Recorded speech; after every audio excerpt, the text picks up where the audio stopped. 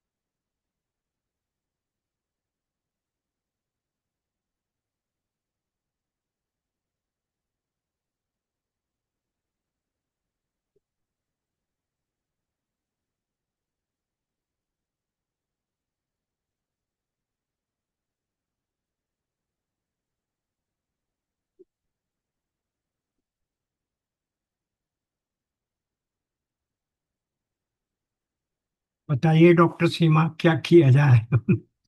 एक आप हैं और एक मैं हूँ बस। चलो आए, एक दो लोग और आगे आगे। Good good good. Anamika Mittal. Narayan Narayan uncle. Narayan Narayan. एक दो तीन चार, चलिए प्रारंभ तो करते हैं।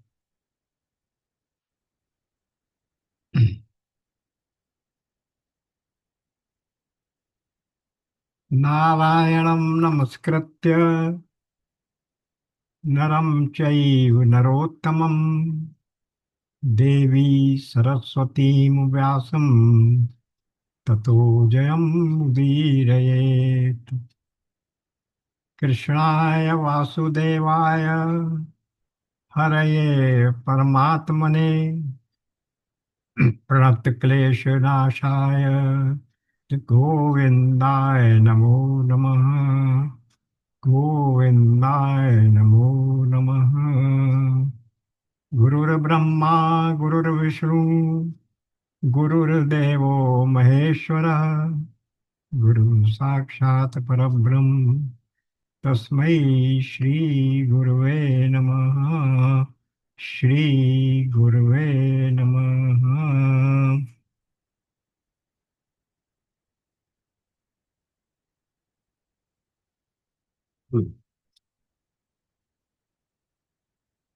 पिछले सत्र में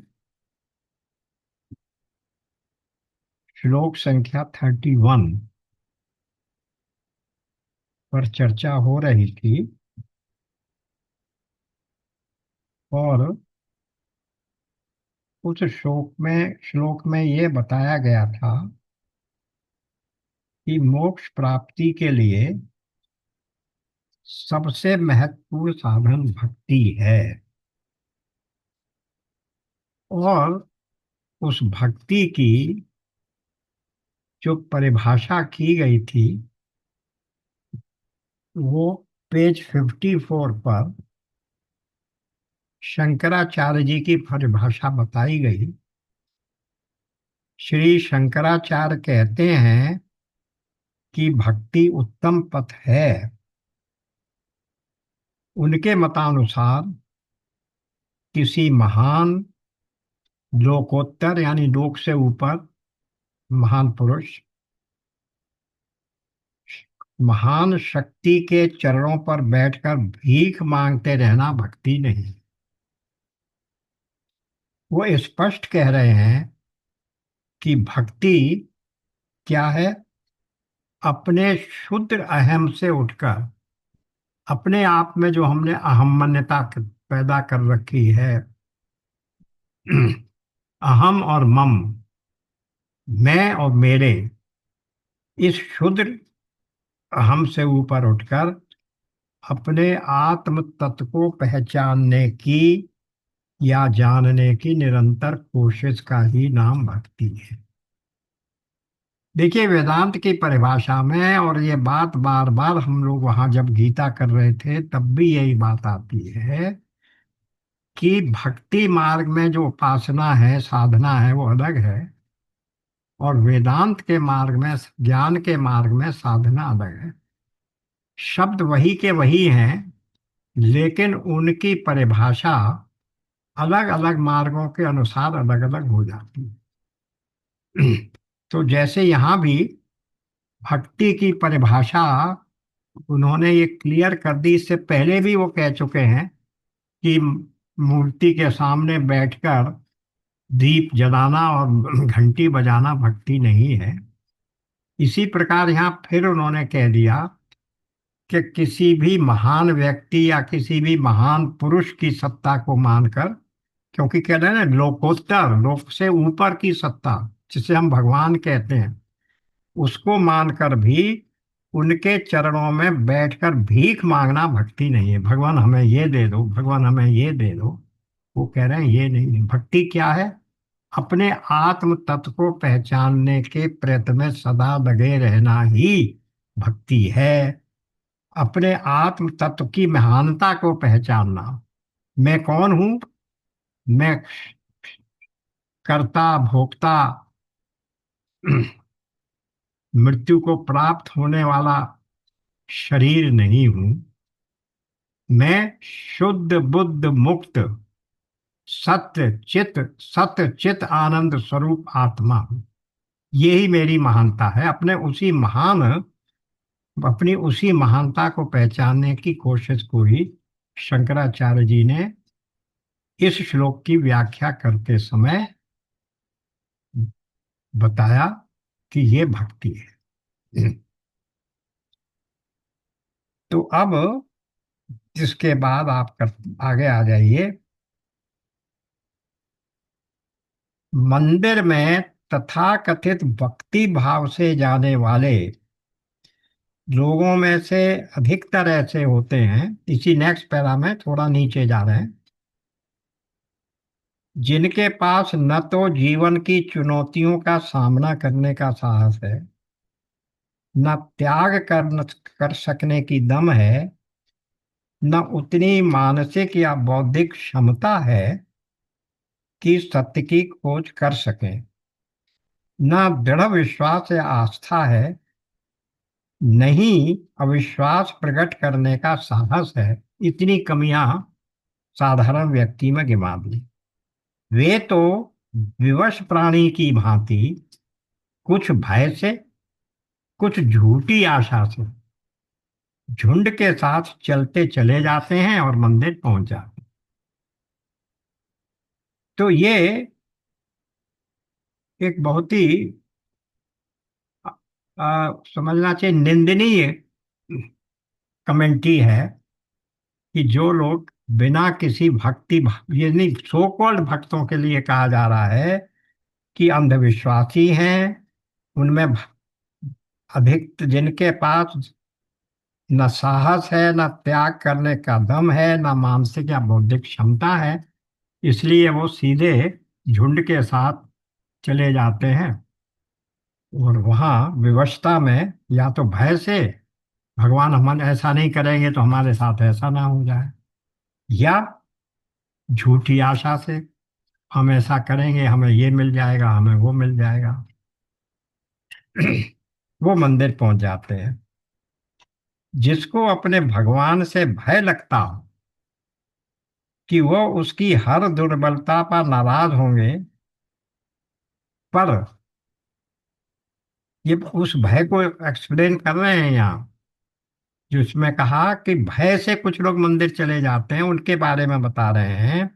जिसको अपने भगवान से भय लगता हो कि वह उसकी हर दुर्बलता पर नाराज होंगे, पर साथ ही उसके गलत कार्य करते समय कुछ बोलेंगे भी नहीं, ऐसे भक्त की आध्यात्मिक प्रगति का कोई प्रश्न ही नहीं उठता। मैं भगवान की भक्ति कर रहा हूं, इसलिए मैं कुछ भी गलत कार्य करूं तो भगवान मुझे क्षमा कर देंगे, मेरे उस कार्य के बदले में मुझे कोई दंड नहीं मिलेगा, क्योंकि भगवान करुणामय है। डर जरूर लग रहा है मुझे कि भगवान मेरी हर दुर्बलता पर नाराज होंगे, पर क्योंकि मैं उनका भक्त हूँ, उनकी उपासना कर रहा हूँ, इसलिए वो मेरे हर गलत कार्य को क्षमा कर देंगे। ऐसा सोचकर अगर कोई व्यक्ति अपने आप को भक्त मानकर अपनी भक्ति की साधना कर रहा है, तो उसका आध्यात्मिक उन्नति उसमें नहीं हो सकती, उसको अपने धर्म से कभी शांति नहीं मिल सकती। भक्ति सूत्र के अनुसार ईश्वर भक्ति का अर्थ है परा अनुरक्ति। परा का मतलब उस परम में अनुरक्ति, ब्रह्म में अनुरक्ति, अर्थात प्रभु के प्रति सर्वोच्च, असंदिग्ध, निश्चल, निस्वार्थ प्रेम, जिसके बदले में कुछ भी नहीं चाहने चाहिए होता। ये है भक्ति पराभाव। नारद भक्ति सूत्र से को उन्होंने एक्सप्लेन किया है चिन्मयानंद जी ने। अब नीचे आ जाते हैं थोड़ा। ये जो तादात्म्य है, हम आत्म ऐक्य बोध वाली बात को लेकर ये कह रहे हैं कि यदि हमारी भक्ति सच है, हमारी भक्ति गहरी है, दृढ़ है, तो फिर हमारा अपने प्रियतम के साथ, हमारे अपने भगवान के साथ पूर्ण तादात्म्य हो जाना चाहिए। ये तादात्म्य भाव ही हमारी भक्ति की कसौटी है। दुर्बल अक्षम जीव का सर्वशक्तिमान सच्चिदानंद ब्रह्म के साथ तादात्म्य संभव है, पर कब और कैसे? भाई हम तो क्षुद्र जीव है, ससीम है वो असीम है, हम अल्पज्ञ है वो सर्वज्ञ है, हम जो है अल्प शक्तिमान है, वो सर्वशक्तिमान है, इत्यादि इत्यादि बातों में कैसे हमारा उनका संभव है एकता हो जानी? आत्मा के स्वरूप के निरंतर स्मरण से ये संभव हो सकता है। शरीर का स्मरण न करके, हम अपने को शरीर न समझकर मैं आत्मा हूं, ऐसा निरंतर हम अपने आप को आत्मबोध में रखें, तो आत्मा और परमात्मा का एकाकार होना, तादात्म्य होना संभव है। जब शुद्र अहम वाला ये जीव अपने कल्पित बंधनों से, अपनी मिथ्या धारणाओं से मुक्त होता है। मतलब ये कि जब उसकी निज विषयक भ्रांतियां दूर होती। निज विषयक भ्रांतियां क्या हैं? मैं तो बंधन में हूं, मैं तो जन्म मरण वाला हूँ, मरण धर्मा हूँ, मैं शरीर हूँ, और शरीर होने के कारण से मैं कर्ता भोगता हूँ और इसलिए सुखी दुखी हूँ। ऐसी जो भ्रांतियां हैं, इनसे जब वो दूर हो जाता है, तब वो क्या पाता है? ये भ्रांतियों से दूर कैसे होगा? कि मैं आत्मा हूँ, मैं ब्रह्म हूँ, और मुझ में और ब्रह्म में कोई अंतर नहीं है। तत् त्वम असि, जो वही है वही तू है, अहम ब्रह्मास्मि। इस प्रकार की जब चिंतन वो करता है, तब उसे पता लगता है कि अरे, वो तो स्वयं भी उसी परम सत्ता के अतिरिक्त और कुछ है ही नहीं। इसी आत्म अनुसंधान की प्रक्रिया की परिणति ही जीव और ब्रह्म के पूर्ण तादात्म्य में होती है। अहम ब्रह्मास्मि, इसमें पूर्ण हो जाती है।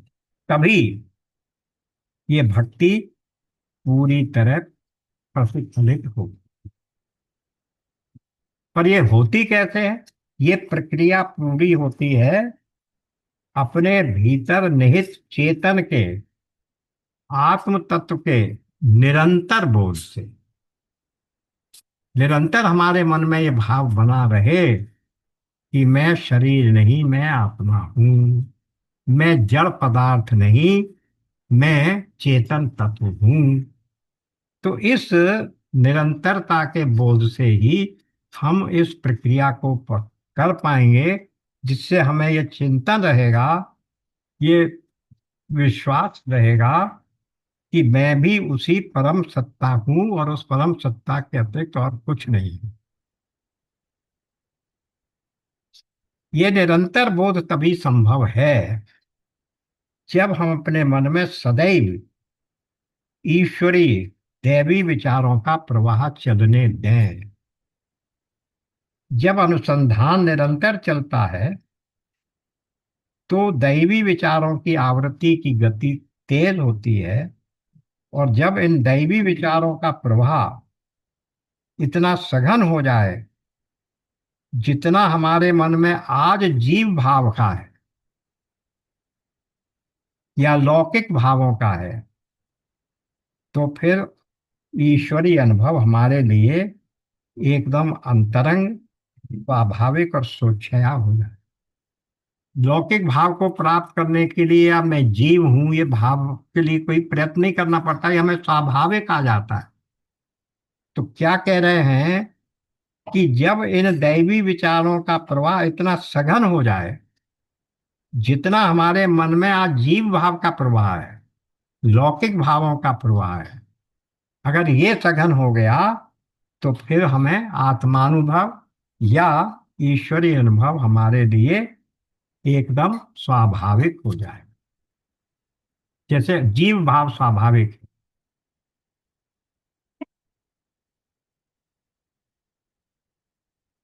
इसलिए जब हम आत्म विचार के तात्पर्य को समझते हुए इस श्लोक को पढ़ते हैं और भक्ति मार्ग की व्यंजना समझते हैं, तो बात साफ हो जाती है कि शंकराचार्य जी का ये कहना संगत ही है कि मुक्ति प्राप्ति की सर्वोच्च फलप्रद यानी फल देने वाली विधि भक्ति ही है। क्योंकि इन्होंने भक्ति की परिभाषा को, जो हमारी साधारण सामान्य रूप से जिसको हम भक्ति मानते हैं, कर्म कांड को जिसको हम भक्ति मानते हैं, उसे बिल्कुल बदल दिया। यहाँ इनकी भक्ति है आत्मचिंतन। इसलिए वो कहते हैं अगर आत्मचिंतन में करो चलोगे, चले जाओगे, तब तो फिर क्या होगा? मुक्ति अपने आप आ जाएगी। मुक्ति क्या है? मैं ही आत्मा हूं, मैं ही ब्रह्म हूं, यही तो मुक्ति है। ये ज्ञान प्राप्त होते ही फिर मैं ना करता हूं, ना कर्ता भोगता हूं, ना सुखी हूं, ना दुखी हूं, और ना ही पुनरपि मरणम पुनरपि जन्मम के चक्र में दुखी हो रहा हूं, पड़ा हुआ हूं। फिर मैं क्या हूं? मैं तो वही सत्य चित आनंद स्वरूप ही तो हूं। इसलिए मुझे मुक्ति प्राप्त हो गई। तो इस प्रकार की साधना ही मुक्ति की प्राप्ति का सर्वश्रेष्ठ साधन है। इसलिए वो कहते हैं कि भक्ति ही सर्वोच्च साधन। अब यहां से एक दूसरा प्रकरण शुरू कर रहे हैं। गुरु की उपासना, गुरु से प्राप्त शिक्षा, और उनसे किस प्रकार से प्रश्न किए जाएं। श्लोक 32। अन्य कहते हैं कि भक्ति अपने आत्म तत्व का अनुसंधान ही है।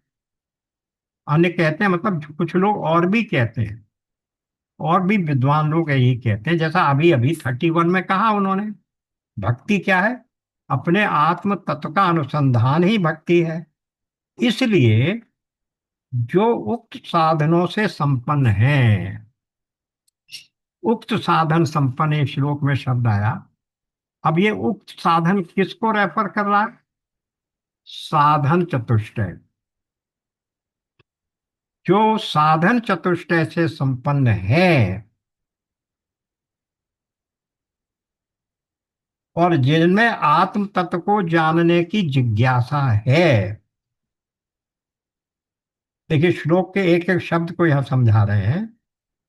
स आत्म तत्व अनुसंधानम भक्ति अत्य परे जगु उक्त साधन संपन्नम तत्व जिज्ञासु आत्मनः।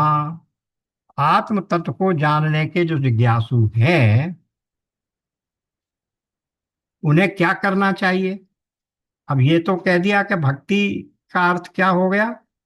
भक्ति का अर्थ हो गया आत्म तत्व का अनुसंधान। अब वो अनुसंधान हो कैसे?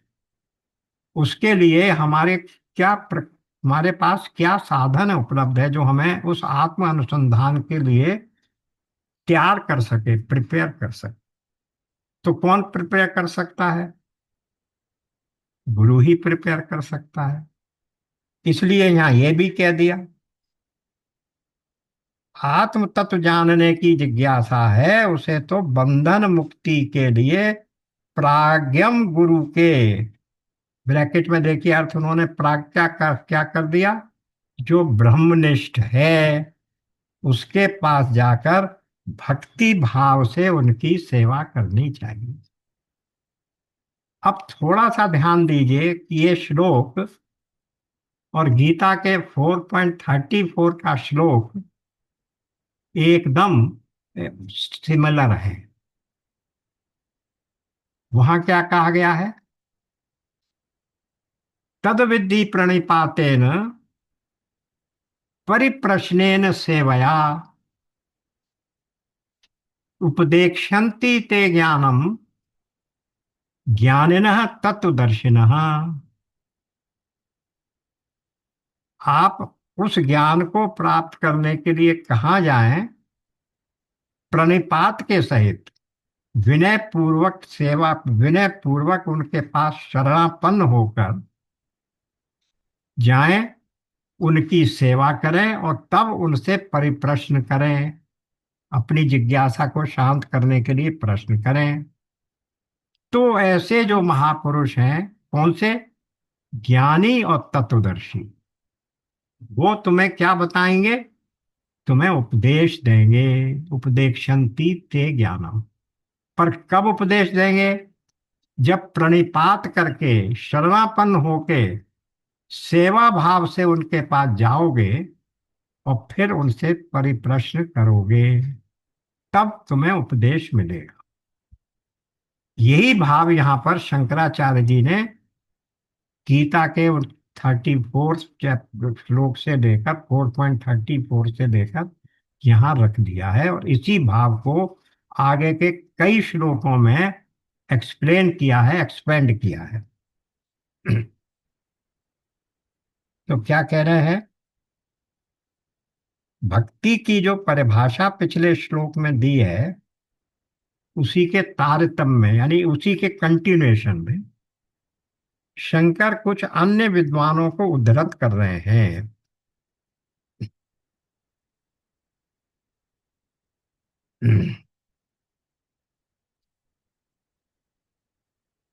अन्य शब्द कहाँ आया इसमें? हम्म इस श्लोक में तो नहीं आया कहीं भक्ति त्यम परेजू।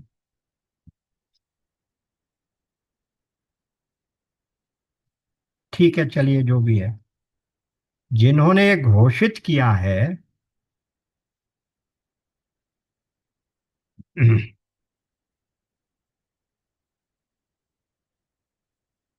कि असली भक्ति तो स्वयं अपने आत्म तत्व की सतत अनुभूति ही है, उसी के निरंतर बोध में है भक्ति। अब यहाँ चिन्मयानंद जी एक सूक्ष्म अंतर बता रहे हैं पिछली और इस परिभाषा में। श्लोक 31 और 32 में एक सूक्ष्म अंतर है। पहली वाली परिभाषा आपको उस पथ का निर्देशन करती है जिसके माध्यम से, जिसका अनुसरण करके भक्ति प्राप्त होती। यानी वो हमें कहाँ, किस मार्ग से हम भक्ति प्राप्त कर सकते हैं, किस साधना को करना चाहिए, किस प्रकार से, किस प्रकार की भक्ति को करना चाहिए, वो बता रहे हैं कि जिससे हमें मुक्ति प्राप्त हो जाए। क्योंकि देखिए 31 श्लोक का जो नेट रिजल्ट निकला वो क्या लिखा? शंकराचार्य जी का ये कहना संगत है कि मुक्ति प्राप्ति की सर्वोच्च और सबसे निश्चय पूर्वक फल प्रदान करने वाली विधि भक्ति ही है। तो मुक्ति की प्राप्ति का साधन उन्होंने बताया भक्ति। और उस भक्ति को क्या बताया? वो भक्ति क्या है? अपने आत्म तत्व का अनुसंधान करना उन्होंने भक्ति बताया। तो वहां तो उन्होंने ये बताया कि उस मुक्ति को प्राप्त करने का साधन आत्म अनुसंधान है, ये बता दिया। अब यहाँ क्या बता रहे हैं कि उस भक्ति को ही अपना लक्ष्य मानो और उस लक्ष्य को प्राप्त करने के लिए क्या क्या करो? किसी गुरु के पास जाओ। इसलिए वो कह रहे हैं कि ये परिभाषा आत्म तत्व को ही अपना लक्ष्य घोषित करती है। पहले में उस आत्म तत्व को प्राप्त करने की बात थी, और यहां कहा गया आत्म तत्व को प्राप्त करने की इच्छा क्यों होगी? यदि हमें उस आत्म तत्व को प्राप्त करने का हमारा लक्ष्य ही ना हो तो क्यों होगी? इसीलिए ये कहा गया जब सबसे पहले तीसरे उसमें कि मुमुक्षुत्वम, मनुष्यत्वम, मुमुक्षुत्वम और महापुरुष संश्रयणम, ये तीन दुर्लभ वस्तुएं हैं। तो जब तक मुमुक्षा ही नहीं होगी तब तक हम उस आत्म तत्व का अनुसंधान करने क्यों जाएंगे? क्योंकि आत्म तत्व के अनुसंधान का फल क्या है? मुक्ति, मोक्ष। इसलिए वो कह रहे हैं कि ये परिभाषा उस आत्म तत्व को ही अपना लक्ष्य घोषित करती है। यानी मैं अपने उस आत्म तत्व को पहचान लूं, हूं तो मैं वही आत्मा, लेकिन अज्ञान पूर्वक विद्या के कारण मैं अपने आप को शरीर समझे हुए हूं। इसलिए उस आत्म तत्व को पहचानना ही, यानी अपने स्वस्वरूप को पहचानना ही भक्ति का लक्ष्य है। तो इसीलिए वो कह रहे हैं कि आत्म तत्व में प्रतिष्ठित रहते हुए स्वयं जीना। Second para, page 57। और दूसरों के साथ व्यवहार रखना ज्ञान की पराकाष्ठा है। ज्ञान अगर नहीं होगा तो हम आत्म तत्व में प्रतिष्ठित नहीं हो पाएंगे। क्यों नहीं हो पाएंगे? जो जीव भाव है वो कैसे खत्म होगा? मैं जीव हूं, यही तो भाव है जिसको उन्होंने पिछले श्लोक में कहा कि ये जीव भाव समाप्त होकर ऐसा प्रवाह हो जाना चाहिए कि जैसे हम अपने को जीव भाव में मान लेते हैं, बिना किसी आयास के, बिना किसी परिश्रम के, उसके स्थान पर हम अपने आप को आत्म भाव में प्रतिष्ठित समझ लें। तो वो जीव भाव कैसे नष्ट होता है? जीव भाव नष्ट होता है इस अविद्या के नाश से कि मैं शरीर हूं। क्या बात बताई गई है पहले? अविद्या से उपहित ब्रह्म जीव है और अविद्या रहित जीव ब्रह्म है। तो इसलिए वो कह रहे हैं कि ज्ञान की पराकाष्ठा क्या हुई? ये तत्व ज्ञान प्राप्त कर लेना कि मैं जीव नहीं हूं। तो ये कहां से आएगा? ज्ञान से। इसलिए उन्होंने कह दिया कि ज्ञान की पराकाष्ठा यही है कि हम अपने आप को जीव भाव से मुक्त करके अपने आत्म तत्व को पहचान सकें, आत्म तत्व में प्रतिष्ठित रहें। इसी को शंकराचार्य भक्ति की संज्ञा देते हैं। वे भक्ति को साधन और साध्य दोनों ही मानते हैं। प्रेम की प्राप्ति का साधन भी प्रेम ही है। भक्त साधक का साधना पथ प्रेम का ही है। वह प्रेम के रास्ते प्रेम तक पहुंचेगा। यहां देखिए, प्रेम और भक्ति में थोड़ा सा सूक्ष्म अंतर है। जब तक हम लौकिक जगत में एक दूसरे के प्रति स्नेह संबंध प्रेम रखते हैं, तब हम उसे प्रेम कहते हैं, चाहे वो वस्तु के प्रति हो, व्यक्ति के प्रति हो, चाहे पद के प्रति हो। व्यक्ति, वस्तु, परिस्थिति, तीनों चीजों को हम प्रेम कहेंगे, उसके प्रति हमें प्रेम। लेकिन जब वही प्रेम उच्च उच्च स्तर पर पहुंचकर भगवान के प्रति, अपनी आत्मा के प्रति, अपने ब्रह्म के प्रति प्रकट होने लगता है, तब हम उसको भक्ति कहते हैं। प्रेम और भक्ति का इतना ही अंतर है। इसलिए जहां कहीं भक्ति गुणों में भी प्रेम को कहा गया है, वो प्रेम का अर्थ है भगवान से प्रेम, यानी आत्मा से प्रेम। उसी को भक्ति कहते हैं। तो इसलिए यहाँ जो कह रहे हैं कि साधक का साधना पथ पथ प्रेम का ही है, यानी वो भगवान से ही भक्ति करेगा और वो प्रेम के रास्ते प्रेम तक, भक्ति के कहाँ तक पहुंच जाएगा? पराकाष्ठा पर पहुंच जाएगा, यानी अपने आत्म तत्व को पहचान ले। देखिए, रामचरितमानस में भी आया है। भरत जी से पूछा, आपका लक्ष्य क्या है? मेरा लक्ष्य रामचरण में प्रीति। और फिर उसकी साधना क्या है, उसका मार्ग क्या है? रामचरण में रति। वही लक्ष्य है, वही साधन है। अभी तो उन्होंने, हम लोगों ने पढ़ा था राम भरतचरित में कि क्या मांगा? अरथ न धर्म न काम रुचि, न चाहियत निर्वाण, जन्म जन्म रति राम पद, यह वरदान न औरा। तो उस जन्म जन्म की रति को मांगकर ही तो वो राम तक पहुंचेंगे। यही वो कहते हैं कि यही मेरा साधन है और यही मेरा साधन। यही हमें ही कहा जा रहा है कि वही साधन है, वही साध है। तो इस प्रकार भक्ति की महिमा बताते हुए आचार्य फिर उन उपायों को भी बताते चलते हैं जिसे अपनाना एक वेदांती जिज्ञासु के लिए आवश्यक है। साधन चतुष्टय संपन्न जिज्ञासु को अपने राग द्वेष, पाशविक और अन्य गलत प्रवृत्तियों की दुर्बलता से मुक्त होने के लिए क्या करना पड़ेगा? ब्रह्मनिष्ठ गुरु की शरण लेनी पड़ेगी।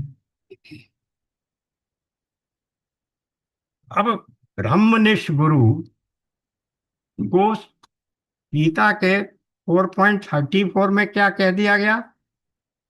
ज्ञानिन है तत्वदर्शिन है। तो जो तत्वदर्शी है उसको ब्रह्मनिष्ठ कहा गया, और जो ज्ञानी है उसको हम श्रोत्रिय कहते हैं। उसके बारे में अभी यहाँ केवल ज्ञानी यानी ब्रह्मनिष्ठ की बात कर रहे हैं। देखिए जरा सा आगे आ जाइए, श्लोक 33 पर, इसी पुस्तक के।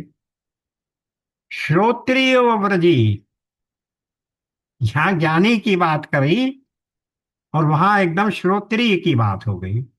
तो जो श्रोत्रिय और ज्ञानी, श्रोत्रिय ब्रह्मनिष्ठ, दोनों दोनों प्रकार की आवश्यकता गुण होने चाहिए गुरु में। वो 4.34 में तो भगवान ने एक ही श्लोक में कह दिए।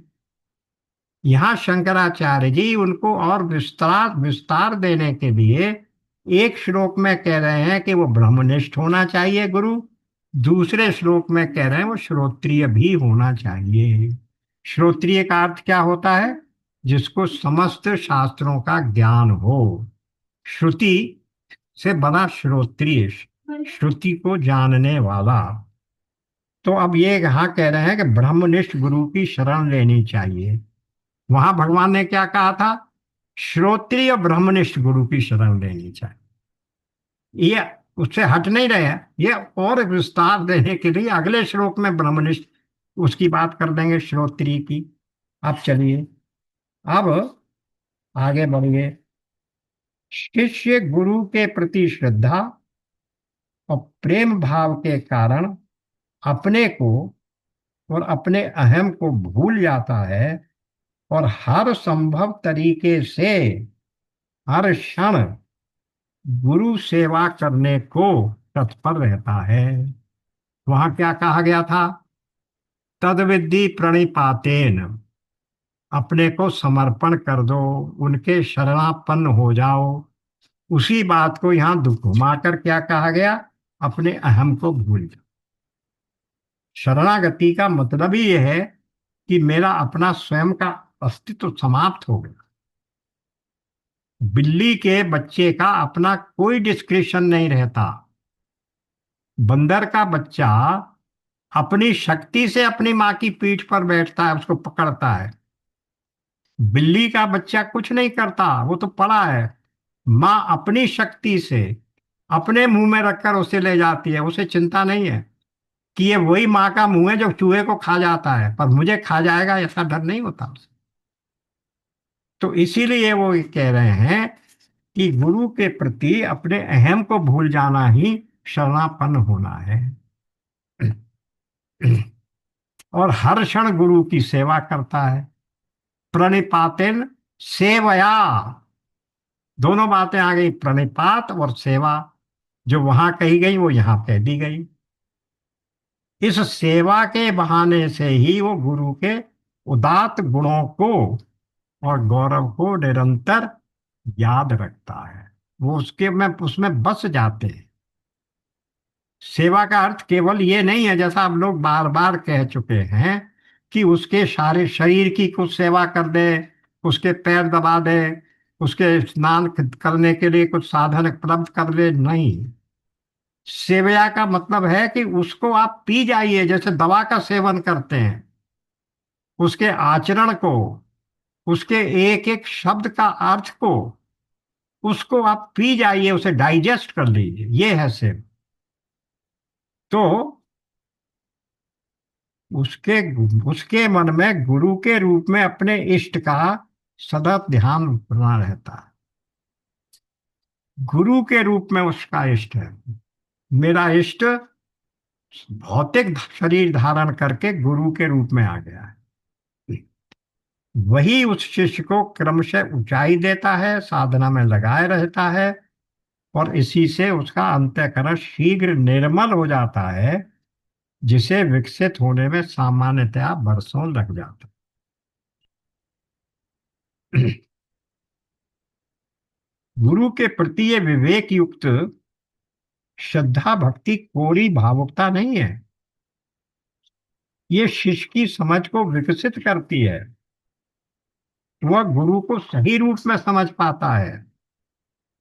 फलतः जब भी गुरु अपना उपदेश देते हैं अथवा अपनी दिव्य अनुभूतियों को शब्द रूप में प्रकट करते हैं, शिष्य उसे अच्छी तरह शीघ्र ही और सही रूप में पकड़ लेता है।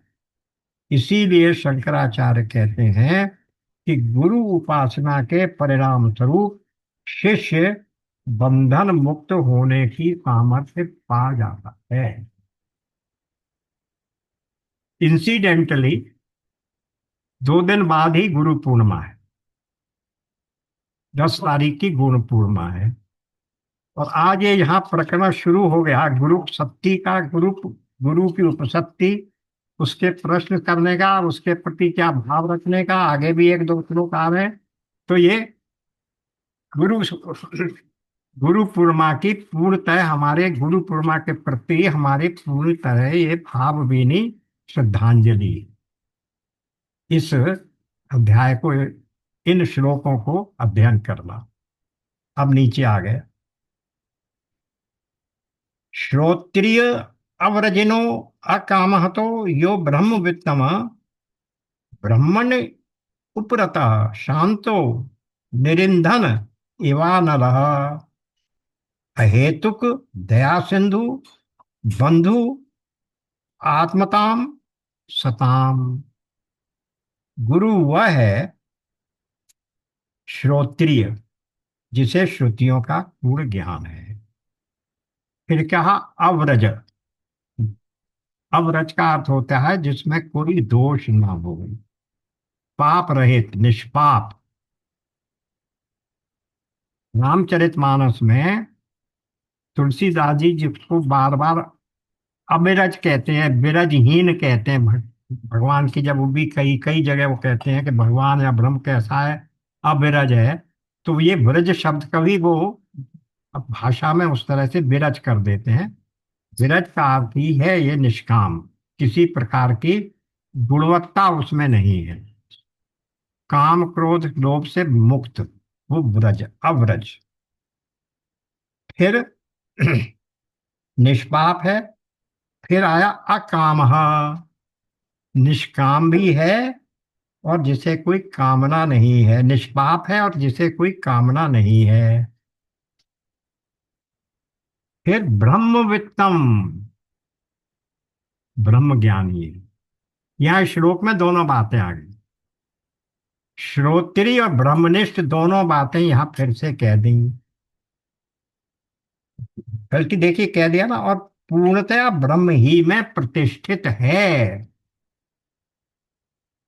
ब्रह्मनिष्ठ का अर्थ ये नहीं है कि उसे कोई ब्रह्म का कोई दर्शन हो चुका है या ब्रह्म का वो हो चुका है। सदा ही वो ब्रह्म में ही क्या है, प्रतिष्ठित है, ब्रह्म में ही लगा हुआ है। यानी मैं ब्रह्म हूं, इससे नीचे की कोई बात वो नहीं करता। सदा ही उसके मन में ये रहता है मैं ही ब्रह्म हूं, अहम ब्रह्मास्मि।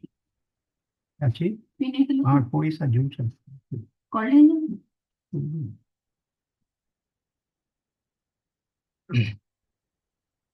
फिर क्या अच्छी उपमा दे रहे हैं, वो उस अग्नि के समान शांत है जिसका ईंधन भस्मसात हो चुका है।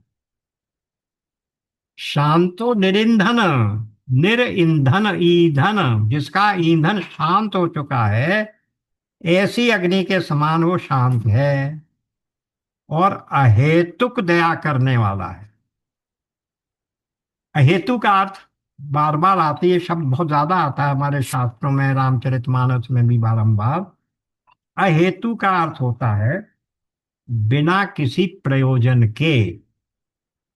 यानी मैं आपके प्रति दया दिखा रहा हूं या आपकी सहायता कर रहा हूं, तो उसके प्रतिकार के रूप में, उसके बदले में मैं आपसे कुछ नहीं चाहता, ये अहेतुक होता। ऐसा करने का कोई हेतु नहीं है, यानी ऐसा करने का कोई प्रयोजन नहीं है, मेरे मन में इसके अगेंस्ट कुछ प्राप्त करने की इच्छा नहीं है, इसको हम अहेतुक कहते हैं। ठीक। तो ब्रह्मनिष्ठ गुरु के लक्षणों को गिनाते हुए आचार्य यहाँ गुरु के विशेषणों की एक लंबी सूची दे रहे हैं। यहाँ उन्होंने कुछ ऐसे गुणों का उल्लेख किया है जिन पर ध्यान देने से ये स्पष्ट होता है कि हर जीवन मुक्त और ज्ञानी पुरुष आध्यात्मिक गुरु बनने की पात्रता नहीं रखता। ये बात जब हम लोग फोर्थ चैप्टर कर रहे थे तो भी वहां, और नाइन्थ चैप्टर कर रहे थे तब भी वहां बार बार समझाई गई है। कबीर साहब संत हैं, ज्ञानी हैं, लेकिन वो गुरु बनने की पात्रता नहीं है। इसी बात को यहाँ चिन्मयानंद जी स्पष्ट कर रहे हैं। जीवन मुक्त ज्ञानी पुरुष, हर जीवन मुक्त ज्ञानी पुरुष गुरु बनने की पात्रता नहीं रखता। क्यों? क्योंकि वो श्रोत्रिय ब्रह्मनिष्ठ नहीं। जीवन के अनुभवों से उन्होंने बहुत कुछ सीखा है और हमें सिखा रहे हैं, शिक्षा दे रहे हैं, पर वो श्रोत्रिय नहीं है, ब्रह्मनिष्ठ नहीं है, तो वो गुरु नहीं बन सकते। अपने आप में वो जीवन मुक्त हैं, सही है, उनमें कोई कामना अब नहीं रह गई, यही बात वो कह रहे हैं। तो ये जो दो गुण हैं, श्रोत्रिय ब्रह्मनिष्ठ, ये गुरु को सामान्य संतों से ऊपर स्थिति में ले जाते।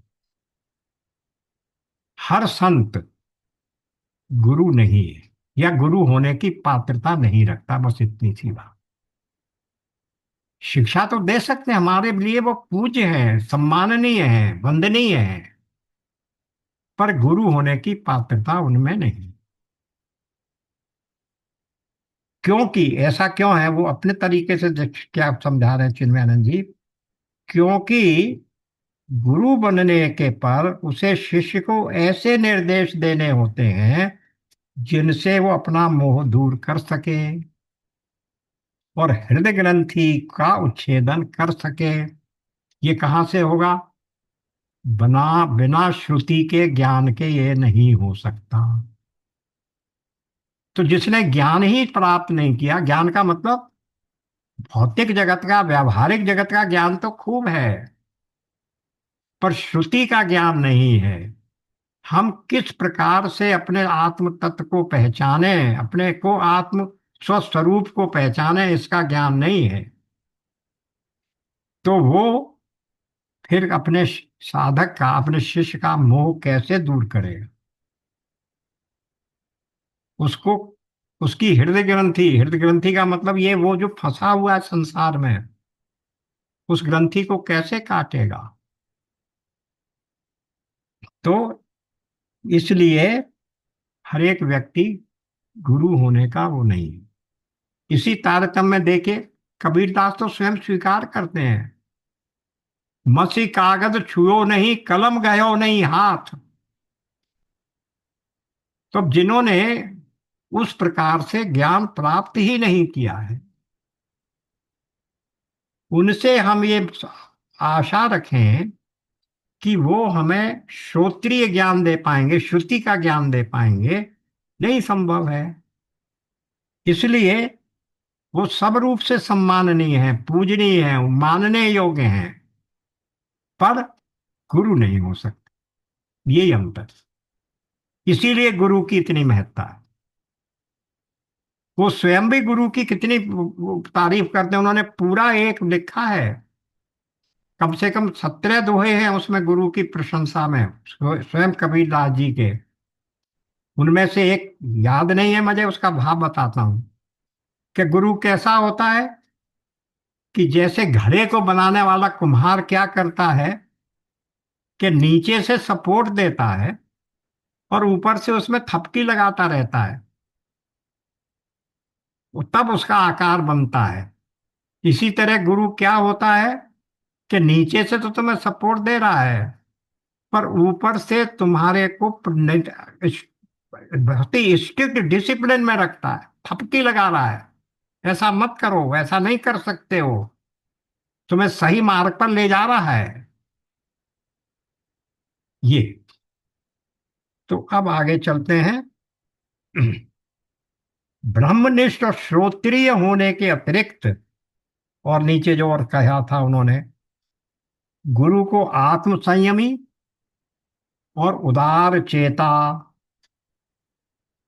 उदार चित्त वाला। देखिए इस उदार शब्द पर 7.19 को निकालो। सॉरी, हाँ 7, अध्याय 7।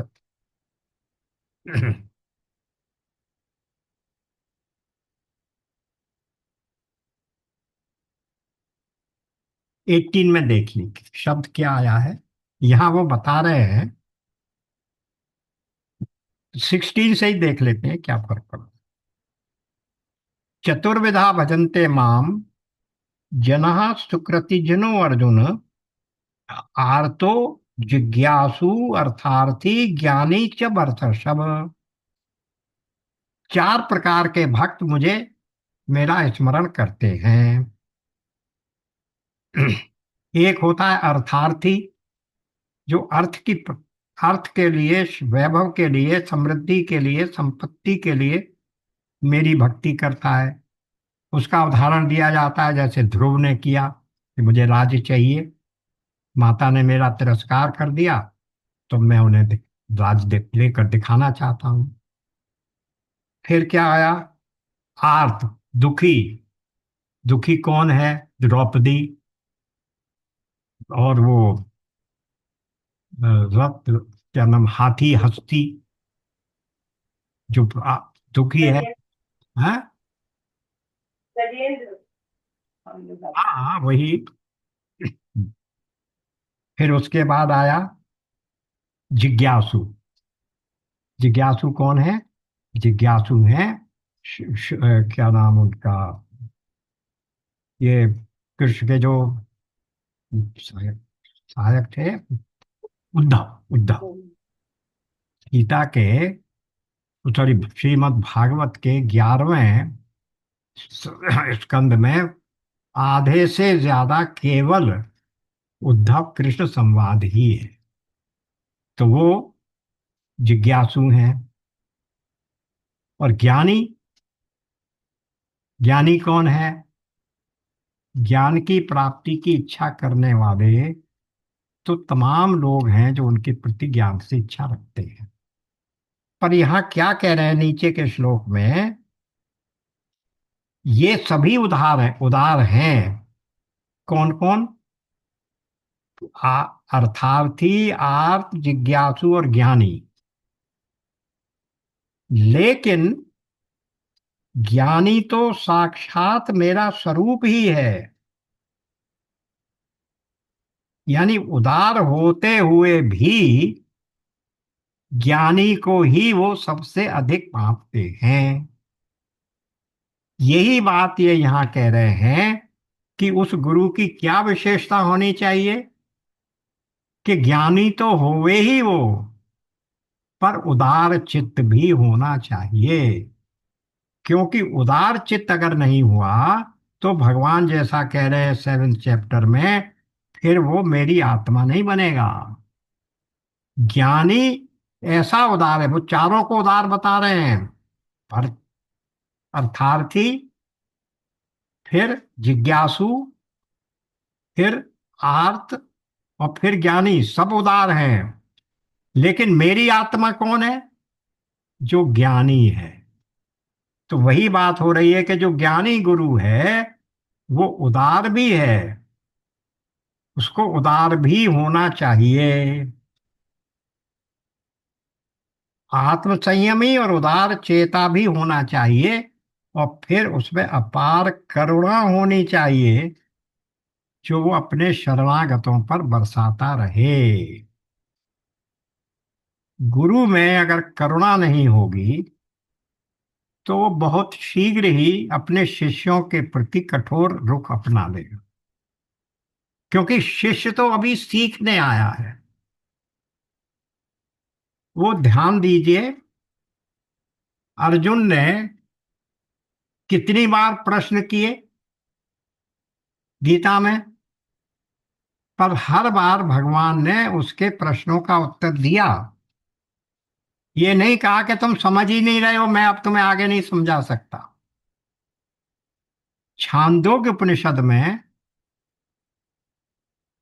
श्वेत केतु के पिता उद्दालक ने, उद्दालक से श्वेत केतु ने 9 बार प्रश्न किए, और उद्दालक ने हर बार उन प्रश्नों का उत्तर दिया, और हर प्रश्न के अंत में यही कहा, उत्तर में यही कहा, तत्त्वमसि, तू वही है। फिर भी वो नहीं समझता था। फिर दूसरा शंका ले आता, फिर तीसरी ले आता। 9 बार शंका की उसने, और 9 बार ही उसके पिता ने, जो वहां गुरु के रूप में थे, उसको तत्त्वमसि का उपदेश दिया। तो अगर उसमें करुणा नहीं होगी, उसमें सहृदयता नहीं होगी, उसमें क्या नाम, पेशेंस नहीं होगी, तो फिर वो शिष्य को कैसे पढ़ा पाएगा। इसलिए ये सारे गुण गुरु में होने चाहिए। अब ऐसा क्यों है? क्योंकि जैसे शिष्य में क्या क्या गुण होने चाहिए, शिष्य में ज्ञान ग्रहण करने की पात्रता के लिए क्या चाहिए, सबसे पहले उसमें साधन चतुष्टय संपन्न होना चाहिए। फिर श्रद्धावान लभते ज्ञानम, तत्पर संयतेंद्रिय, ये भी होना चाहिए। और भी दूसरे गुण बताए गए, मतलब और भी उसकी बताया गया कि जो अर्हताएं, पात्रताएं उसमें होनी चाहिए। इसी तरह गुरु में भी क्या क्या पात्रता होनी चाहिए, ये बात यहां बताई जा रही। गुरु और शिष्य दोनों में क्या क्या पात्रता, क्या क्या विशेषताएं होनी चाहिए, ये जब तक नहीं होंगी, तब तक गुरु शिष्य संबंध पूरा नहीं हो पाएगा। पूरी तरह से शिक्षा प्राप्त ना वो दे सकेगा, ना वो प्राप्त कर सकेगा। तो देने वाले में क्या गुण होने चाहिए वो बताए जा रहे हैं यहाँ इस श्लोक में। और प्राप्त करने वाले में क्या विशेषताएं होनी चाहिए, या क्या क्वालिटीज होनी चाहिए, क्या पात्रताएं होनी चाहिए, वो तो कई जगह बारंबार बताया जा चुका है। तो ये गुरु और शिष्य के संबंधों को बताने के लिए ये सब यहाँ कह दिया। अब यहाँ पर फिर आ गया, गुरु का ही प्रकरण चल रहा है। इस एक श्लोक को कर लेते हैं, फिर दो दो चार मिनट रह गए अभी।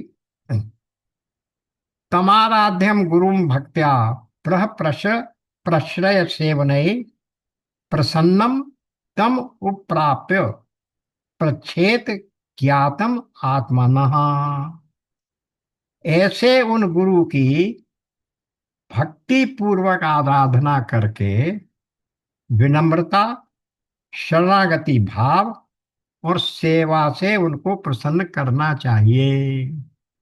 वही बात जो 4.34 में कही, परिप्रात और सेवया, भक्ति पूर्वक आराधना करके विनम्रता, शरणागति, वहां भी तो यही कहा गया, तद विधि प्रणिपात। प्रणिपात का अर्थ ही है शरणागति। गीता के 2.7 में भी अर्जुन ने सबसे पहले क्या किया, माम प्रपन्नम। देखिए क्या कहा उसने।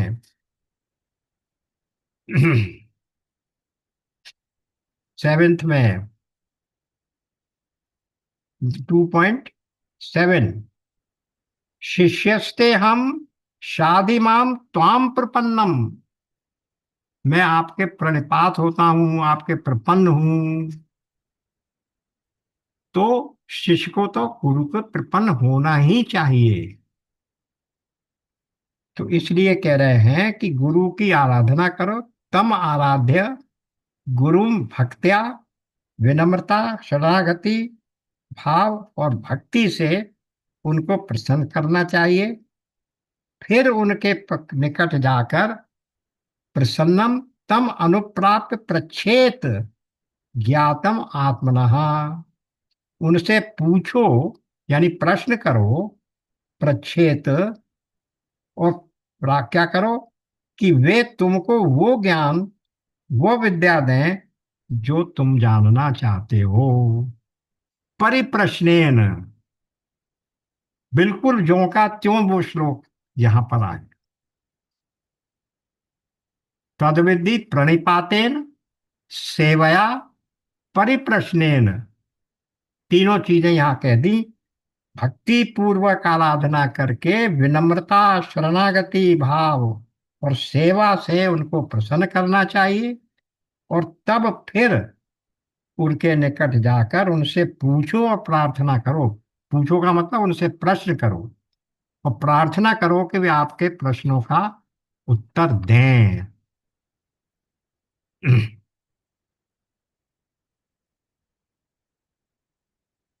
अब यहां देख लीजिए इस लाइन को, बस ऊपर को स्पष्ट है कि गुरु के साथ चाहे कितनी ही चर्चा अथवा उनसे कितनी ही जिज्ञासा करें, उसका कोई लाभ तब तक नहीं मिलता जब तक शिष्य का अपने गुरु के साथ सुर नहीं मिल जाता। दोनों की वेवलेंथ मिलनी चाहिए, अर्थात जब तक वह पूरी तरह उनके अनुकूल नहीं हो जाता। वास्तव में सत्संग का सार भी इसी एकता भाव में, गुरु शिष्य समझ के एकीकरण में ही है। इसलिए आचार्य यहाँ ये विधि बता रहे हैं कि गुरु के पास कैसे पहुंचा जाए और उनसे कैसे सीखा जाए। सबसे पहले गुरु के प्रति प्रेम और श्रद्धा उपजाएं, श्रद्धावान लभते ज्ञानम। फिर भक्ति पूर्वक उनकी सेवा करें।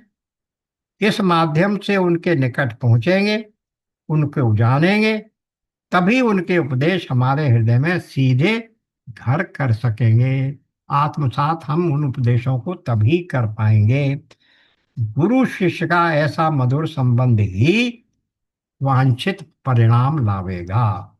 इसी से वेदांत इस बात पर अधिक बल देता है कि गुरु से संपर्क कैसे किया जाए। इस प्रकार से ये गुरु के बारे में सब पूरा कर दिया। अब नेक्स्ट सेशन में आगे बढ़ेंगे। फिर अभी ये गुरु की प्रसन्नता चल रही है, वो अब नेक्स्ट सेशन में हम देखेंगे। ओम पूर्णमदः पूर्णमिदं पूर्णात् पूर्णमुदच्यते पूर्णस्य पूर्णमादाय पूर्णमेवावशिष्यते। ओम शांति शांति शांति। नारायण नारायण नारायण। राधे राधे। नारायण। राधे राधे।